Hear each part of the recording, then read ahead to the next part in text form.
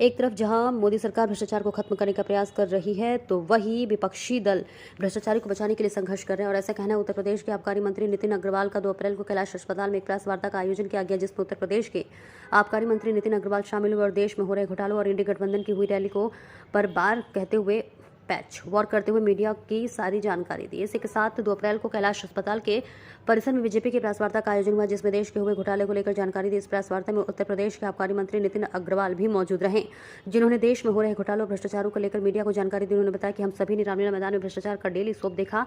हमने देखा कि भ्रष्टाचारी किस घमंड से अपने भ्रष्टाचार को जस्टिफाई करते हैं, उसको मेडल देते हैं। और वहीं जहां एक तरफ प्रधानमंत्री नरेंद्र मोदी भ्रष्टाचार हटाओ की बात करते हैं, तो वहीं इंडी गठबंधन के नेता कहते हैं कि भ्रष्टाचारियों को बचाओ। साथ ही उन्होंने बताया कि प्रधानमंत्री मोदी के लिए देश के 140 करोड़ जनता उसका परिवार है और मोदी जी अपने परिवार को भ्रष्टाचारियों से बचाने की लड़ाई लड़ रहे हैं। और इसी के साथ उन्होंने तमाम बातों का जिक्र किया और उन्होंने कहा कि यदि इस समस्या से संबंधित कोई भी अधिकारी दोषी पाया जाता है तो उसे तुरंत निलंबित किया जाए। और ओवरटेकिंग को लेकर तमाम बातों का जिक्र किया और कहा क्या कुछ खास प्रस्तुत के दौरान उत्तर प्रदेश आबकारी मंत्री नितिन अग्रवाल ने कहा, देखिए इस खास रिपोर्ट में।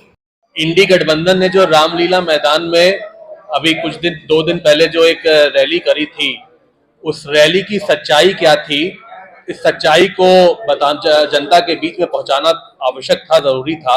और उसी मुद्दे को लेकर आज हम लोग ने पत्रकार वार्ता जनता पत्रकार वार्ता करके उस सच्चाई को जनता के बीच में रखने का काम किया है।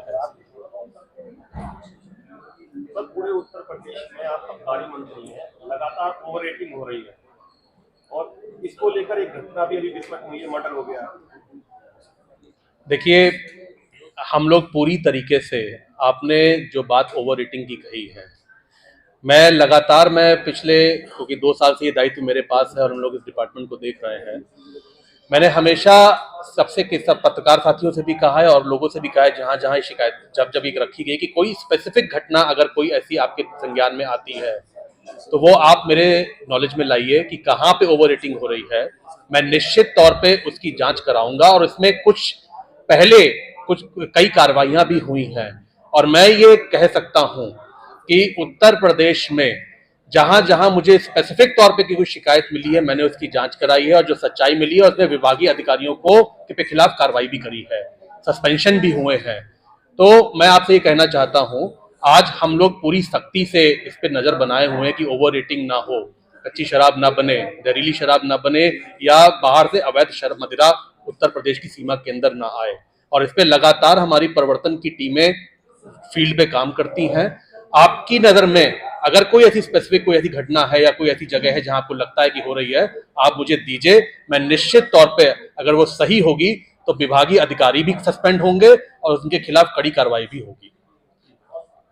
सर, वित्तीय वर्ष खत्म हुआ है तो इस वर्ष कैसे रही रेवेन्यू एक्साइज डिपार्टमेंट? करीब 4,500 करोड़ का इजाफा पिछले साल के कंपैरिजन में हमें मिला है। अब हमारा जो इस बार का रेवेन्यू हुआ है वो करीब 45,600 करोड़ के करीब हमारा आबकारी का रेवेन्यू हो गया है, जो पिछले फाइनेंशियल ईयर में 41,250 करोड़ था। सर, उत्तर प्रदेश में दिक्कत रहती है, खासतौर पर नोएडा जैसे जिले में, कि लोग दिल्ली और हरियाणा में शराब लेके आते हैं। इसकी वजह कई बार ये भी जानी जाती है कि कुछ हाईयर क्वालिटी के जो ब्रांड्स हैं वो यूपी में रजिस्टर्ड नहीं है। देखिए, मैं आपको बताना चाहता हूं कि आज दिल्ली से ज्यादा ब्रांड्स उत्तर प्रदेश में रजिस्टर हैं। दिल्ली से बेटर क्वालिटी के जो रेंज है या ब्रांड्स हैं वो उत्तर प्रदेश में रजिस्टर हैं। आज दिल्ली में अगर मैं कहूं कि ब्रांड्स की उपलब्धता इतनी थी तो उत्तर प्रदेश में बन रही है।